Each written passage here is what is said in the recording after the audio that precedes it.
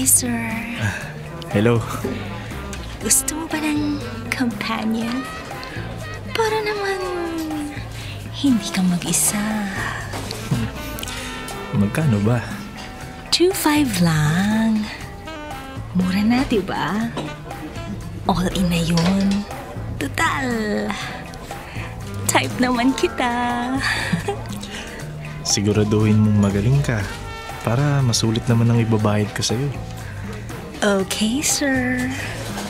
Alam ko na kung saan tayo pupunta. At saan naman kayo pupunta? Pwede ba akong sumama? Han, anong ginagawa mo dito? Di ba dapat akong magtanong yan sa'yo? Anong ginagawa mo dito sa bar na to? At saan kayo pupunta ng haliparot mong kasama? Abby, umuwi na tayo. Hindi. Magpapakilala muna ako sa kasama mo. Nakakahiya naman kung iiwan lang natin. Han, please. Ako nga pala, ang misis ng nilalandi mo. Kung ako sa'yo, tatanggalin ko na ang kamay ko sa braso niya bago ka pa makipagpalitan ng mukha sa aso. Okay ba yan? Sorry po. Hindi ko po alam na may asawa na si sir. Aalis na po ako. Babo! Sandali! O sige, sundan mo. Nakakahiya naman sa'yo, di ba? Total, parang hindi ka naman mabubuhay na ako lang ang babae sa buhay mo. May asahan pa ba akong pagbabago sa'yo?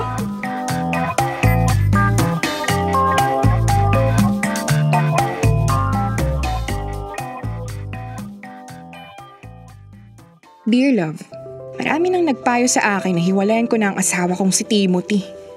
Dahil walang kupas ang kanyang pagiging babaero. Makailang beses ko na din siyang nahuhuli at pinapatawad. Di na nga yata siya magtitino, kahit pa may anak na kami. Pero dahil nga mahal ko siya, at ayoko namang lumaki ang anak ko na hindi buo aming pamilya, lagi ko pa ding pinipiling makipag-ayos. Tinanggap ko na lang na baka ganun talaga ang mga lalaki. Titikim ng iba't ibang putahe. Gagawa at gagawa ng kalokohan, kahit pa paghigpitan.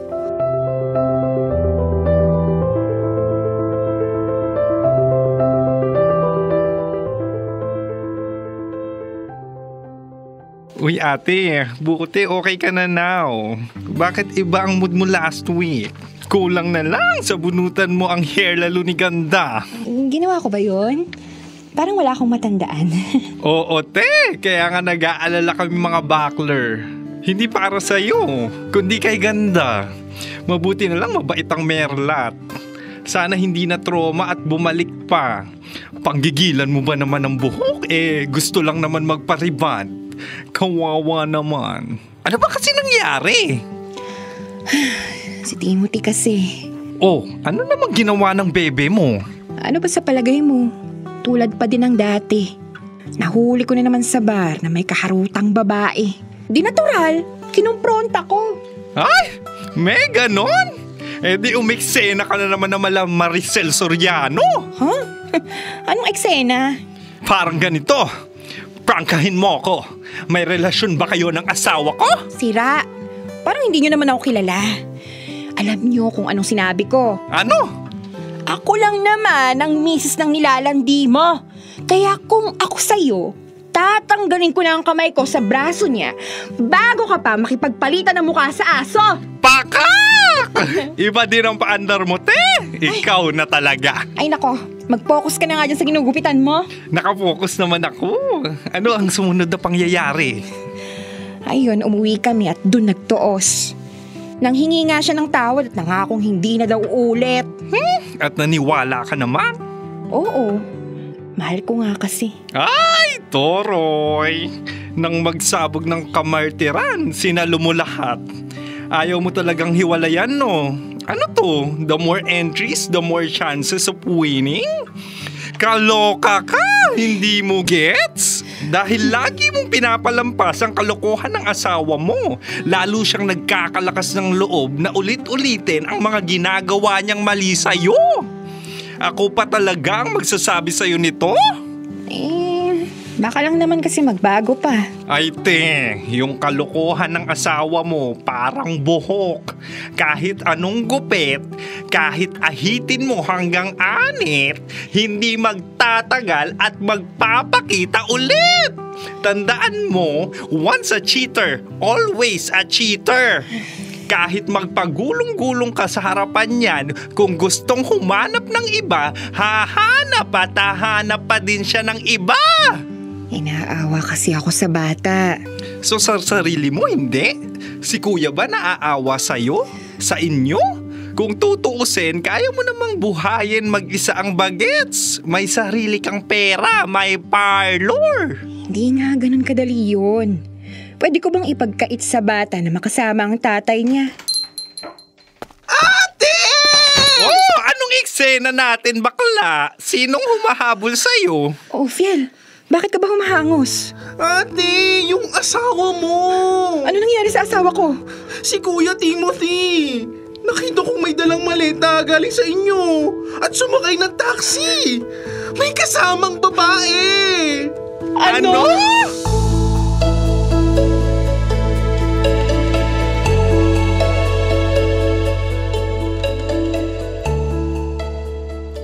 Dear love, magmula ng araw na mag-alsabalutan ng magaling kong asawa, ay hindi ko na siya hinanap pa.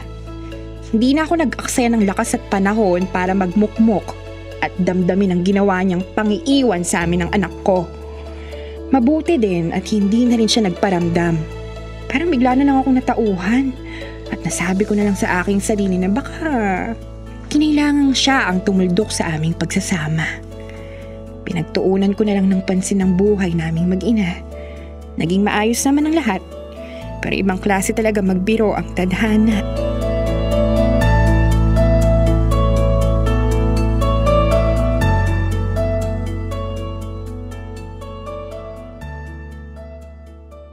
Madam, ngayon ay ilalagyan ko na ng straightening cream ang buhok mo para ma-achieve yung permanent natural looking straightness ng buhok.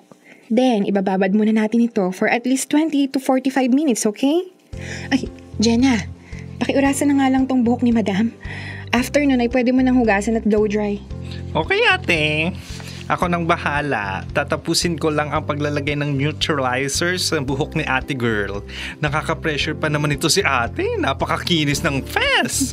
Bagay na bagay ang long, black, shining, shimmering, splendid na buhok. True. Ate, Oh, bakit, Phil? may bisita ka. Sabihin mo mamaya na lang. Marami pa nagpapaliband, oh. Baka hindi tayo matapos nito.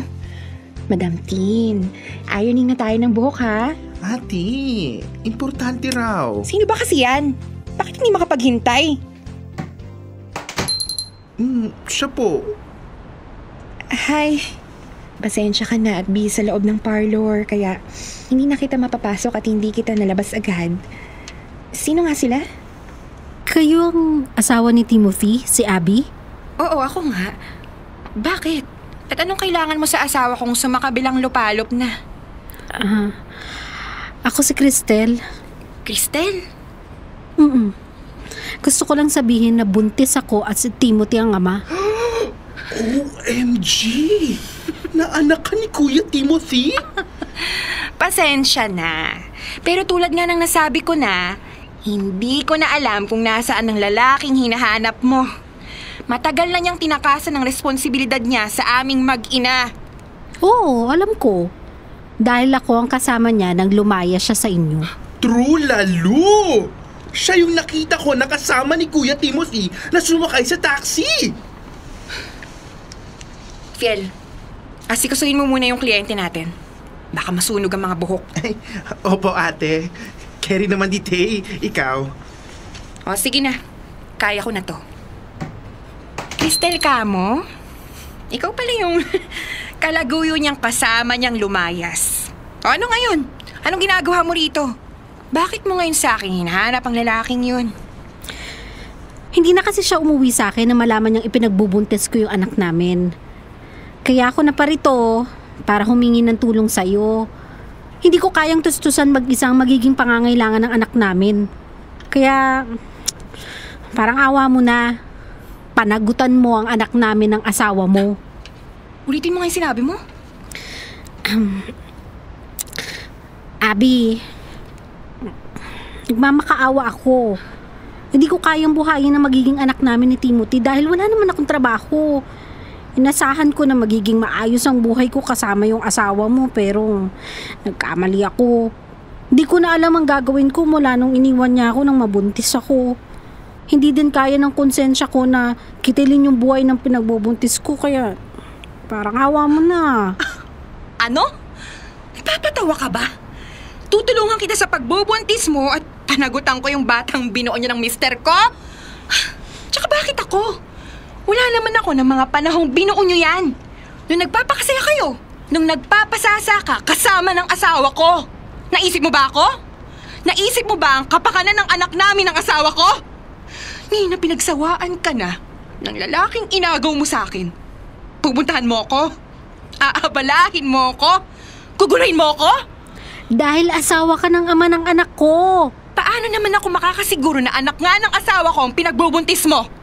Kung siya nga mismo hindi hinirap ang responsibilidad niya sa amin ng anak ko, sa'yo pa kaya? Hindi ka talaga nag-iisip eh. Bakit kita tutulungan? Saan ko naman kukunin ang ipapalamon ko sa inyo? Dito sa parlor. Hindi ba dapat may parte si Timothy sa kinikita ng parlor na to? Oh, ba't ka tumatawa? May nasabi ba ako? Ikaw mismo. Ikaw ang nakakatawa. Saan mo nakuha yung kapal ng apog mo na magpakita sa akin? At sabihin na panagutan ko ang sinasabi mong anak nyo ng asawa ko? At nakuha mo ba talagang pag-initan ng kita ng parlor ko? Para sabihin ko sa'yo ha, wala kang aasahan ni singkong duling mula sa mga pinaghirapan at pinagsumikapan ko. Ako ang nagpundar ng lahat ng to. Kaya wala kang karapatang pag-interesan ang kung ano man ang meron ako. Dahil ang lahat ng to ay para lang sa amin ng anak ko. Pero Umalis ka na! Kung ayaw mong dumapo pa ang palad ko sa pagmumukha mo, huwag ka nang babalik dahil wala kang mahihita sa akin.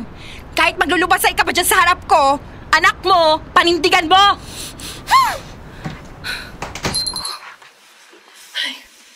Ate, ayos ka lang ba? Oo naman. Ngayon pa ba ako malulungkot? Ngayon nalaman ko na karma is real. Mabuti nga sa kanila. Ano ba akala niyang magiging buhay niya nakasama si Timothy? Ang totoo niyan, gusto kong magpasalamat sa kanya. Dahil inako na niya ang sakit ng ulo at sakit ng puso na naranasan ko mula sa asawa ko. Kung hindi sana niya inagaw sa amin si Timothy, di sana ako pa din ang iiyak-iyak na babae sa isang tabi. Ay, very good talaga, te. Winner! Abby 2.0. Pero grabe, ang kapal ng fest ng Merlat na yon, hindi nahiya. Sa bagay, kinayang ang mang-agaw ng asawa ng may asawa. Pero sisiguraduhin kong hindi niya maaagaw ang kabuhayang ipinundar ko para sa anak ko. Di pa ako nawawala sa katinoan para mangyari yun. Ganyan nga ate, dahil kapag nasa katuwiran, ipaglaban mo! Mama!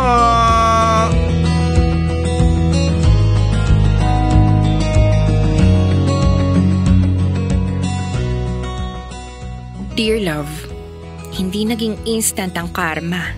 Mabuti na din at hindi ko naisipang maghiganti pa sa mga taong nakapanakit sa akin.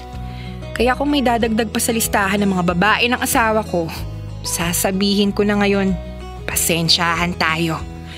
Wala kayong mapapala sa akin dahil hindi ko kayo palalamunin kapag binabalikan ko ang nangyaring yun sa buhay ko. Natatawa pa rin ako eh. May mga babae talagang gagawa ng mali basta mapasaya ang sarili. At may lalaki namang parang bubuyog, walang ginawa kundi magpunla sa mga bulaklak na handang bumuka para sa kanila. Hindi naman talaga ako masamang tao. Naaawa din ako sa batang ipinaako sa akin ng kabit ng asawa ko. Pero masigit na kailangan kong magpakatatag para sa anak ko.